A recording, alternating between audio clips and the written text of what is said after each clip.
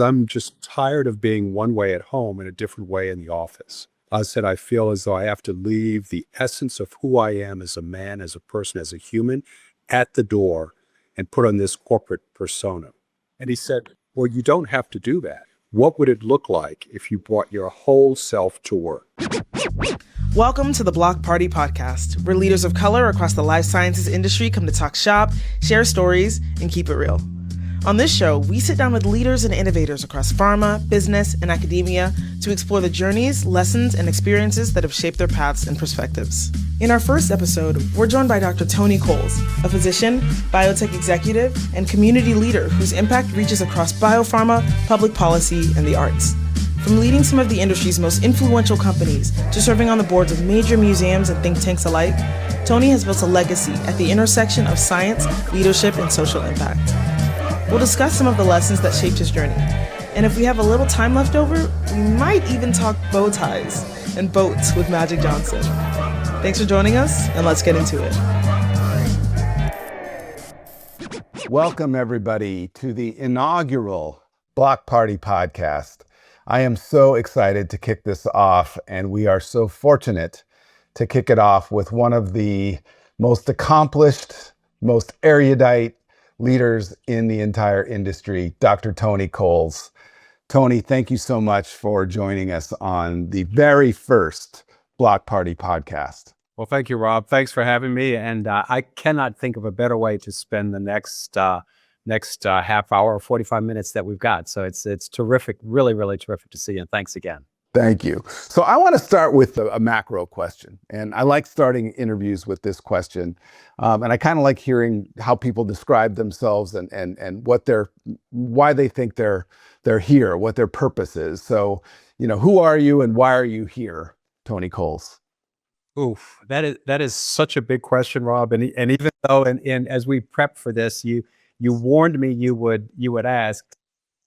It still stumps me a little bit because there's so many aspects to it. I am obviously, I'm a black man. I'm a black man living in America. I'm a biotech executive, a physician. I'm a husband. I'm a father. But I think as important as all of those things, I'm a man of faith, and that has played a really important role in my life, in my judgments, in my decisions, and how I think about service and my desire to be a leadership that hopefully provides some servant leadership. So that's probably the thread that ties all those things together at the end of the day. I am the son of a minister, which Rob knows, and I think many people know. I've talked about that quite a bit. And I am so grateful for that grounding in my life. It's probably the most important thing about me. Well, let's talk about growing up as the son of a minister in, I think, Virginia and Maryland, if I'm not mistaken. So tell me a little bit about what life was like for you. Do you have siblings? I didn't know that. Are you an only child? Do you have siblings? And what was life like growing up in your household? Yeah, I was born in southwestern Virginia in a tiny town called Roanoke in the Shenandoah Mountains, and have no memories of it because I left when I was 6 months old, and my parents migrated as part of the Great Migration out of the South to Washington, D.C., which is where I was raised in substance. But I have one brother who's 2 years younger and one sister who's 10 years younger, and they to this day remind me that I was not born in Washington, D.C., and so they don't ever tell me that I was adopted, but they would like to remind me that I was born in Virginia, and which is where my parents lived at the time.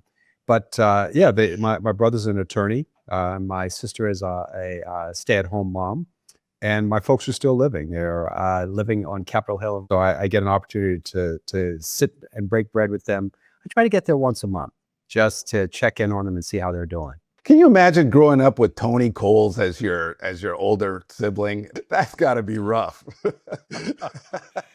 Well, I hope I led by example, but I wasn't always pristine. I have to tell you, even as a preacher's son, church was a big part of our life growing up. You asked about what it was like to grow up. We had a kind of a solid, stable family, meals together, talked about a lot of things at the dinner table, a lot of things you'd expect from childhood.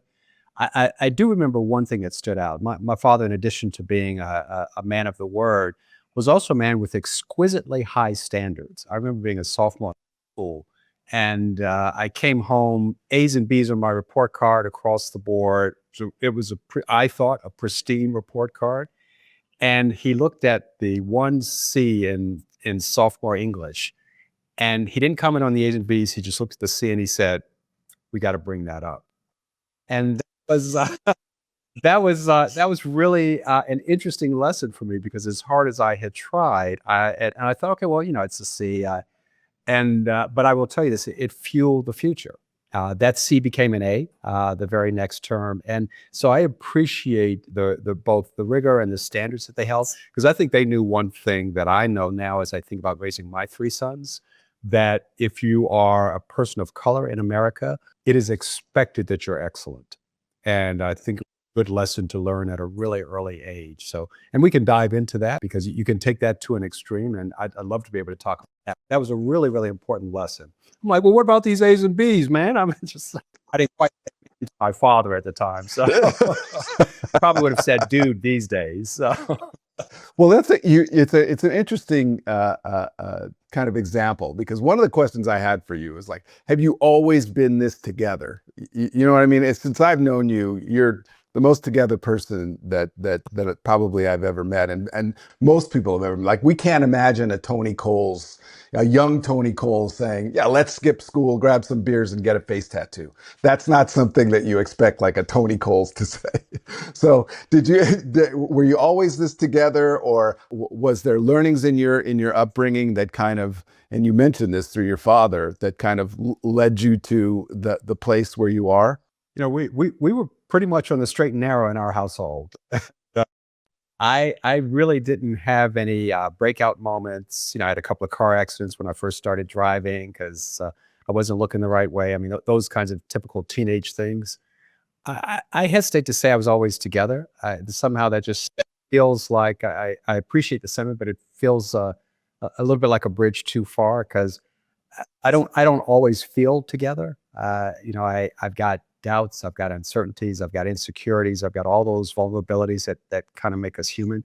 And it wasn't until my kids got older that I began to realize that showing those aspects of who I am, those imperfections, really mattered. Not in the sense of kind of a true confessions thing, but really in teaching my sons that it is actually okay to be a Black person in America, to be a man, and to have some insecurities and vulnerabilities. I think that projecting this perfect image in a way wasn't helpful to them, because they then said, that's kind of an impossible standard. And I had this idealized version of fatherhood that I thought I needed to live up to. And they just broke it down. And they just said, look, we love you no matter what, and we love that you're imperfect. And that, I think, was a pivotal moment in my adult life to give me permission to be a more complete person. Oh, that's fantastic. Thank you for sharing that. Last question on background. I did want to know, what made you choose medicine? Why medicine? Why did you choose that as your field of study? Yeah, this is the childish mind of a 9-year-old, because I was 9 years old when I made this choice. But I remember being in the back of the family car, and we were heading home, actually from church this particular day. And I was looking out the window daydreaming, and I said to my father, we were solidly middle class, but we weren't wealthy. And I said, who makes the most money? And he said, well, physicians and lawyers and basketball players. I said, okay, well, I can actually do math. I'm going to be a basketball playing physician, because tell you, childish mind of a 9-year-old. And once I realized that I had significant failings on the basketball court, I had to give up that half of the potential earned income, and decided to settle for a life in medicine. The other evolution in all of this is I had moved into junior high school and high school shortly thereafter. And what dawned on me is that in addition to being really good in math and science, I really liked people. And imagine in the 1970s, the era that we're talking about, the combination of math, science, and a love of people really led naturally to a career in medicine. I thought about being a marine biologist, because I always loved living things. I'd play with bugs, do all these kinds of things, just to how does life work? And that all coalesced into the chosen profession, this desire to go to med school. So once I made that decision in earnest in junior high and high school, I just put my head down and for the next 14 or 15 years, just did what I needed to do. And I have zero regrets. It was one of the most standing experiences of my life because there's so few professions where you can be of service and minister intimately in the and really make a difference in not just their physical well-being, but their emotional health and mental health, et cetera. And it was really a privilege to be able to take care of patients for as long as I did. That's fantastic. So let's move into industry. Why, you're obviously you have this stellar academic career, the career in medicine, and what makes you decide to go to biopharma? This is also the musings of, by now I'm 31 years old. So I spent a lot of time musing and daydreaming. I don't know. But good stuff happens as a result of it, at least for me. And I remember sitting in graduate school on the Longwood campus at Harvard in the public health school. And we started studying, and I've told this story a lot, so I will keep it brief, but we started studying various health systems around the world. And what jumped out of all of those case studies was this simple notion that you could actually design a healthcare system that might be better than what you had.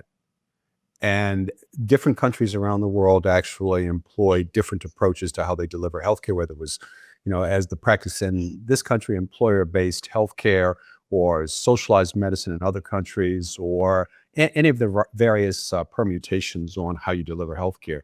And what dawned on me is that there wasn't a law of physics about how healthcare should be administered.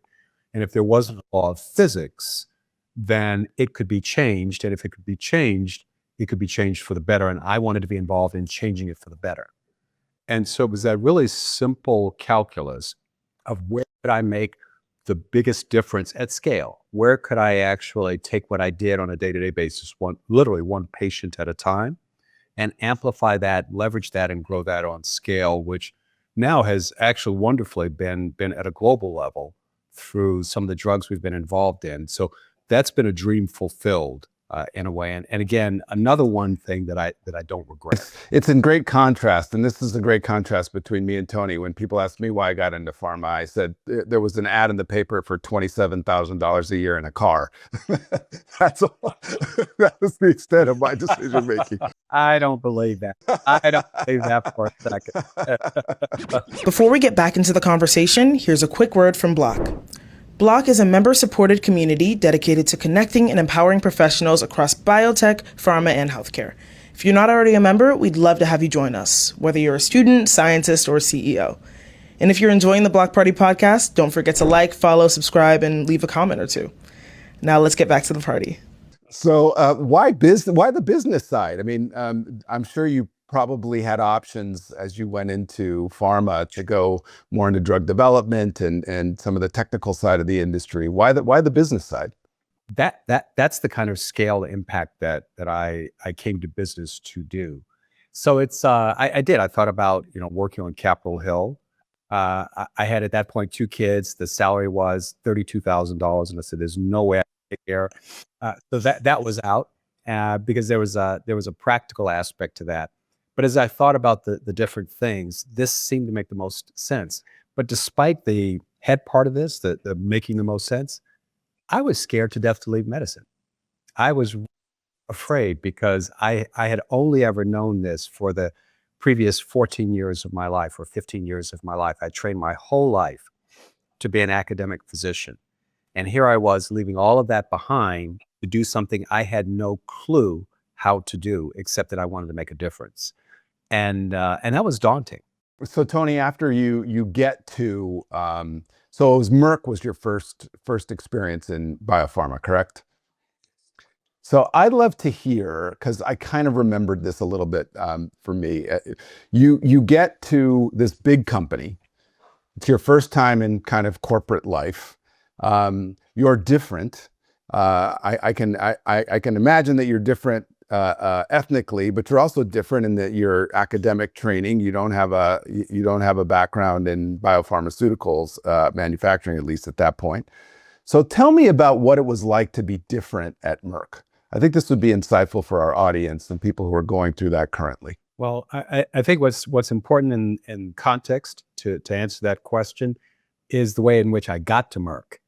Because we were following the conversation about making the choice to leave medicine and to go into business. And I remember a series of conversations with the executive team at Merck. And I'd gotten to know the executive team at Merck mostly through some work that I was doing at Mass General, where I was in cardiology at the time. And it was a minority research fellowship that we started at Mass General, and Merck funded it. So during the middle of that 3-year grant that Merck had provided to support the program, that I got a really nice phone call from some executives at Merck that said, "Would you ever come to work for us?" And it made ultimate sense to go to Merck, but the job wasn't exactly clear. What would I do at Merck? And I remember an introduction to the CEO of Merck at the time, who is still alive, still a great friend, and still a great mentor, Roy Vagelos. And Roy, himself a physician, believed that physicians could actually make good business people with a little bit of exposure. Most of us were raw or green, but if you could put us in one part of the company and see how we do or how we learn, where we can contribute, then at the end of 2 years and 4 6-month rotations, you'd pop out and say, "This is what I'm good at." My very first assignment was in marketing, very first, just randomly. And to make a long story short, I never left marketing because at the end of a year, the powers that were at the time said, "We know what you're good at." And I really did enjoy the work. And this builds exactly to the earlier part of the conversation, because marketing in pharmaceutical companies, as we all know, it's really about how you talk to physicians. If that was part of why I wanted to make this transition, it was a perfect opportunity for me to be involved in what we say to physicians who could then turn around and really treat their patients even better. Fantastic. And did you ever have the kind of missing medicine or missing academia as you moved into pharma? No, not once, because it just felt right. And so we'll loop back to this, the theme of faith, the thread of faith. It just felt right and felt like the right thing. Now, you also asked a question about what was it like to be different. So I was different. I was a Black man. I was a physician. There were not very many of those who weren't actual researchers, clinical researchers in the clinical development group. So I was an odd duck in that regard. And I laugh now, but I used to wear bow ties, Rob. It was all that. I know. All that Boston, Harvard, and I just thought, it actually kind of worked in Boston, and I kind of liked them, and it took me 2 seconds to time every morning, because those were the days where I shock and awe, men still wore suits to work, and so you needed some kind of neckwear, and mine was a bow tie. So I actually did kind of stand out as a Black bow tie wearing cardiologist in business. So, and I'm sure on the internet there's some pictures buried of me in all of the bow ties that I had. That quickly kind of evaporated as folks in the Mid-Atlantic didn't get the joke. So you're at Merck. You're a Black man physician who wears bow ties. So clearly, you weren't trying to, quote, fit in and be like everyone else. So one of the things that I remember from being in my first corporate experience was how different I felt. I knew that I wasn't the same as everyone else, both ethnically. I knew my academic background was different. And I at first tried to fit in and really learned how to lean into my difference. And that was a really important time for me in my life. So I want to kind of ask you, what did it feel like to be different at Merck initially, and how did that shape who you became? Yeah, it's so funny you asked this question, Rob, because as I was prepping for the day-to-day, I thought about this very question. And I guess there are probably a couple of thoughts I'd love to share. One is, the value in having a great partner is that they ground you in so many ways, and I've got a great partner. She has been so instrumental in my life in grounding me. And so that was something of a counterweight. But I will tell you that it was daunting in some ways to stand out, mostly as a Black person and one of the few executives at Merck who was a person of color. And this would have been in the early 1990s. So just, kind of wind the hands of time back and imagine, with all the progress we've made and with more to go, what it might have been like literally 30 years ago or so. And there was a part of me that thought, well, I can be one way at home. And when I get into the office, I've got to, be polished and be excellent at what I do, harkening back to what I said a moment ago. And there's this whole thing about Black respectability, and there's this whole thing about looking the part and all of those things. And I remember I'd been in industry for probably 6 or 7 years and was working with an executive coach. And we had one of our sessions. We'd been working together for a couple of years at this point. He said, "Tony, why are you so angry?" And I said, "I'm not angry," which is the typical response, but if you have limited insight into yourself. So, and I said, "Well, what do you mean?" He said, "No, you really are angry." And so I took a pause. He was a really thoughtful, insightful coach. And I took a pause and I thought, I actually am, because I'm just tired of being one way at home and a different way in the office. And that's what I said to him. I said, I feel as though I have to leave the essence of who I am as a man, as a person, as a human at the door and put on this corporate persona when I show up here, because mainstreaming or code switching or whatever you want to call it. And I experienced all that. But what I didn't realize is that it was taking a toll on how I was showing up. And he said, "Well, you don't have to do that." And I argued with him. I said, "Well, actually, I do kind of have to." And he said, "No, you really don't have to do that. What would it look like if you brought your whole self to work?" And that was the insight. And that's when the floodgates opened. And that's when I said, well, you know what? Let it all just go. And let me just integrate the two parts of who I am, the guy who loves jazz and R&B and gospel and all that, with, the corporate executive who can, figure out a P&L and make strategic money decisions and just bring all of that together. And it was magic when that happened. It was really magic. I was happier. I could be more clear in what we were trying to get done. People responded differently because they sensed that was a more authentic version of myself. So when you talk about being different, there's that aspect of it. And look, this is a hard thing. We make these choices every day about the trade-offs and the sacrifices in terms of who we are. But if we can find that groove where we are our true authentic self, after that, I just started walking in and say, "Yo, what's up, y'all?" So, and everyone said, "Hey, what's up, Tony?" Just like, and it was beautiful, because then it became, just they just sensed that I was showing up with my authentic, complete self, and that made all the difference. Wow, that's so insightful. And also, I imagine that you were also that much better because you were now your authentic self. You didn't have the energy tax of trying to be something that you really weren't. One of the things that young people ask me often is they because I have a very similar message to them.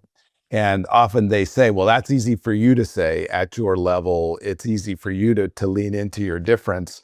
When I'm young and I'm trying to make it, it's a lot harder to do." So my answer is always that your authentic self is always going to be better, and the best you gives you your best chance to advance. But what would you say to that young person that says, "Yeah, it's easy for Tony Coles. Look at all the stuff that he's got. How about me? I'm in sales, or I'm in early stage marketing, trying to fit in. It's hard for me to have the confidence to be my authentic self." Yeah, I get it, and I lived it, and I understand it. So I offer this without any judgment at all. The only thing I will say is the incomplete self, the inauthentic self, everyone sees. They'll overlay an interpretation on it. Well, Tony's in a bad mood today, or or whatever they'll say. But you're not hiding anything. It's still being manifest in some way. So the mask, there's a wonderful James Weldon Johnson poem, which we all know, We Wear the Mask. And I think as Black people and people of color, we wear the mask in so many situations. But what's clear is that people know it's a mask. And so we tend to underestimate or downplay the fact that we are actually showing up as inauthentic when we can't lean in and bring our whole selves to work. So I'd offer, just think about the consequence, because you're not fooling anybody. People will know that there's a part of you that is hidden from what they see. And people, no matter what, they just want a genuine, authentic human experience with another human being. And when that exists, it's magical, as I said. And when it doesn't exist, it stands in the way. So ultimately, you're harming yourself if you can't lean into your difference. Wow. Dropping so much knowledge on the BLOC Party podcast, folks. I hope people appreciate how amazing this opportunity is. I want to move a little bit further now towards your leadership, and due to time, I'm probably not going to give this as much time as it deserves. But one of the things that was extraordinary about you as a leader, obviously successful, bringing companies to huge exits, but the teams that you built were very different. And I want to talk about that a little bit. I know in talking to you, you spent a lot of time thinking about what the value of diverse teams, and diverse not just in ethnicity, but in terms of in experience. But maybe you can talk about how you built the teams that led to the successes that you had at multiple companies. Yeah, the simple answer, Rob, is that I cared about it. And that seems like an oversimplification. The things that we really care about and apply our effort against are the places where we can make the greatest difference and we can succeed. And I set out because I understood the value of, on a blinded basis, ignoring background, skin color, experience in some instances, all those things, and just looking at this individual as a candidate for this job and whether they had the potential, not just to do the job, right? They wouldn't have gotten that far if they couldn't, but whether they could do the job to achieve the vision that we had for the business. And that became ultimately the question. And that's a really interesting thing, because we look for experience, we look for, has he touched or has she touched or checked this particular box, all of which is really important. But the deeper question is, can you actually help us achieve the goals that we have for significant change at scale and for impact? And if you close your eyes and you listen to the person across the table from you, you come away with a really different set of impressions than if we let the biases that we all have interfere in the judgment. So the combination of me caring about it and really asking a slightly different question about can this person actually contribute to the strategy and the vision that we're trying to execute, led to a more diverse team. And one of the proudest photographs I've ever been in was the executive team at Onyx, the company you referenced that we sold to Amgen a few years ago, because there were 3 people of color. There were as many women as there were men on this 8-person executive team. And it was an incredibly beautiful thing. And in the days when you used to do paper annual reports, I was so proud of that particular photograph. And we went on to do that as we built the board of Cerevel. And, we had 3 people of color on that board, as many women as we had men. So there's a recurring theme. And I think all you have to do is really care about it and then close your eyes and let the talent speak for itself.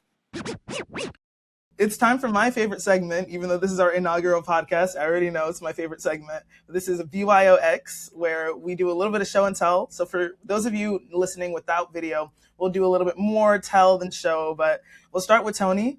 What did you bring to the BLOC Party? So it's a BYOP. It is bring your own partner. So we've got a special guest here. Ooh. And this is my wife, Robin. Hello. And I begged her to join me on this call for a variety of reasons. I mean, we already talked about what an amazing partner she's been and how terrific. And some will say this is a cheap shot because I'm just trying to get points. I hear all that. You get them. I hear all that criticism, but this is 43 years of marriage right here. And the most important person who has just held me down, and when I was at my most vulnerable, my weakest, who just said, "Get your butt up off the floor, and we got this, and we can do this." So, I want everyone to meet my wife, Robin, because she is the reason. She is the reason to be. Oh, nice to meet everyone. Hey, Robin. Thank you so much for joining us. Well, thank you, sweetie. For so that's my show and tell. So and now you see why we had to do it live. So I couldn't put that in my pocket. So The BLOC Party podcast is proudly produced by Biopharma Leaders of Color, a nonprofit organization dedicated to advancing leadership and community across biopharma and the broader life sciences industry. If you like this episode and want to learn more about our events, programming, or how to join as a member, visit blocimpact.org. That's BLOC impact.org. Thanks for listening, and we'll see you at the next BLOC Party.